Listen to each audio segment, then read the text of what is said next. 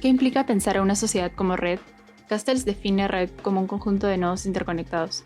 Estos tienen como finalidad absorber y procesar información de forma eficiente para que la red se sostenga. Por lo tanto, las redes son estructuras comunicativas, pues transmiten flujos de información de un nodo a otro o de una red a otra.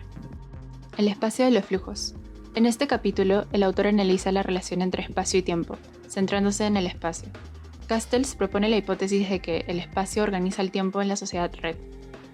Del mismo modo, añade que tanto el espacio como el tiempo han sido transformados por la tecnología. La ciudad global. Es un proceso que implica la conexión de los servicios avanzados, los centros de producción y los mercados de una red global que depende de los flujos de información. El problema es que los territorios que rodean estos nodos tienen una función cada vez más subordinada o incluso se vuelven disfuncionales. Por ejemplo, las colonias populares de la Ciudad de México, que no desempeñan un rol distintivo en la función de la ciudad como centro comercial internacional. Estas ciudades son llamadas megalópolis, las que mantienen el poder informacional. Se centran en Nueva York, Londres y Tokio, y es a partir de estas que se reparten distintos centros importantes a áreas comerciales. El nuevo espacio industrial. Este se caracteriza por la separación del proceso de producción en diferentes emplazamientos, conectados por telecomunicaciones. Además, plantea que cada fase del proceso de producción requiere una mano de obra específica. De un lado, una altamente cualificada, basada en la ciencia y la tecnología, y por el otro, una masa de obreros no cualificados que participan en el montaje rutinario y las operaciones secundarias. Castells explica que van a estar localizadas en lugares distintos, teniendo en cuenta los diferentes rasgos sociales y medioambientales, así como el punto de vista económico y social. En consecuencia, las firmas electrónicas desarrollaron un modelo de localización enfocado en la división espacial internacional del trabajo en 4 tipos diferentes para cada una de las 4 operaciones particulares del proceso de producción. El I+D se encarga de la innovación y fabricación de prototipos. La fabricación cualificada en plantas filiales son las zonas industriales más recientes del país de origen. El montaje semicualificado a gran escala y las operaciones de prueba se encuentran mayormente en el suroeste asiático y su objetivo es atraer fábricas de grandes compañías electrónicas estadounidenses. La adaptación del producto al cliente, el mantenimiento postventa y el respaldo tecnológico en centros regionales de todo el globo en general se encuentra en la zona de los principales mercados electrónicos de Estados Unidos, asiáticos y europeos. Esta nueva fase industrial se da debido a que con los flujos de información entre distintos lugares y el desarrollo de las comunicaciones se produce un rompimiento entre proximidad espacial y las actividades cotidianas como el trabajo. Sin embargo, Castells sostiene que la ciudad no desaparecerá, sino que será transformada en su forma urbana dependiendo de su contexto sociohistórico y cultural. Además, esta se forma como un núcleo alrededor de las actividades de sus habitantes. Así, cuando el trabajo cambia en dimensión geográfica, también lo hace desde un punto de vista espacial. Existen 3 formas principales de trabajo. Los sustituyentes, que sustituyen con trabajo en casa el que se realiza en un escenario laboral común. Los autónomos, que trabajan en línea desde sus hogares. Y los suplementadores, que se llevan trabajo suplementario a casa desde su oficina. Además, empieza a surgir el teletrabajo desde telecentros, los cuales son instalaciones informáticas en red en las afueras de las áreas metropolitanas.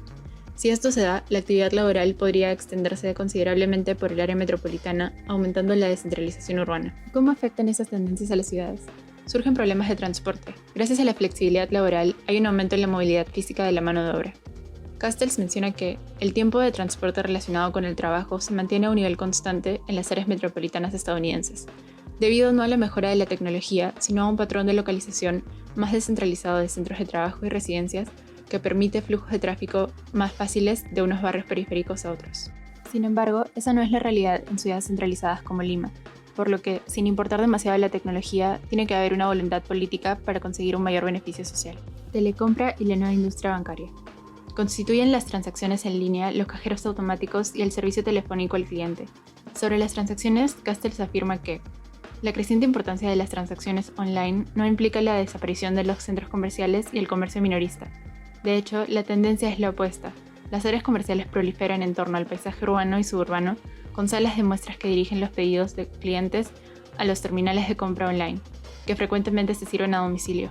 En Lima, durante la coyuntura del COVID-19, se sabe que, durante los primeros meses, debido a un factor de protección, tanto en centros comerciales como en comercio minorista, se redujeron los aforos, por lo que, en algunos casos, tuvieron que adaptarse completamente a la modalidad online. Servicios sanitarios. Asistencia médica por computador y teléfono, así como nuevos equipos que aumentan la calidad de la atención. Nuevamente, esta es una consecuencia importante durante una pandemia, durante la cual se dieron muchas citas médicas en línea para tratar síntomas. Educación virtual. Los colegios y universidades son las instituciones menos afectadas por la lógica virtual que incorpora la tecnología de la información, pese al previsible uso casi universal de los ordenadores en las aulas de los países avanzados, pero es difícil que se desvanezcan en el espacio virtual. Durante la pandemia del 2020, tanto países avanzados como no fueron afectados por esta modalidad y, como él mismo menciona, algunos no están preparados para recibir una enseñanza de calidad online. Para él, el futuro sistema de educación superior no será online, sino una combinación entre este y aprendizaje presencial. Por último, la ciudad informacional toma una nueva forma urbana en la que resalta la aparición del espacio de los flujos. Teoría de los flujos. El espacio de los flujos es la organización material de las prácticas sociales en tiempo compartido que funcionan a través de los flujos. La sociedad está constituida en torno a flujos, interacciones entre distintas posiciones que mantienen sectores sociales, políticos y económicos. Esta teoría busca un soporte material para sostener estos flujos y los haga posibles en un mismo tiempo. Las capas de soporte son el material que constituye el espacio de los flujos. Circuito de impulsos electrónicos. Los impulsos electrónicos son los que forman la base material de procesos que conectan la sociedad red, como telecomunicaciones, procesamiento informático, transporte de alta velocidad, etc. Entonces, un circuito de impulsos electrónicos es una forma espacial, en la que nada existe por sí mismo y las redes de comunicación son fundamentales. Nodos y ejes. En esta capa, los ejes de comunicación cumplen el papel de coordinación para que haya una interacción uniforme entre los elementos de la red. Por otro lado, los nodos se ubican en determinadas actividades locales. Estos conectan a la localidad con el conjunto de la red. Por último, tanto nodos como ejes se organizan jerárquicamente según su peso en la red.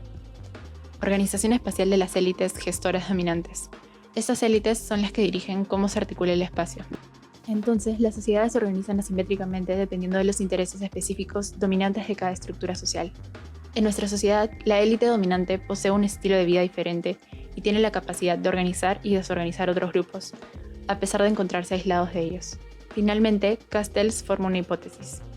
La llegada del espacio de los flujos está opacando la relación significativa entre la arquitectura y la sociedad, puesto que la manifestación espacial de los intereses dominantes se efectúa por todo el mundo y en todas las culturas. El desarraigo de la experiencia, la historia y la cultura específica como trasfondo del significado está llevando a la generalización de una arquitectura ahistórica y acultural. Bajo esta hipótesis nace un término, la arquitectura de la desnudez.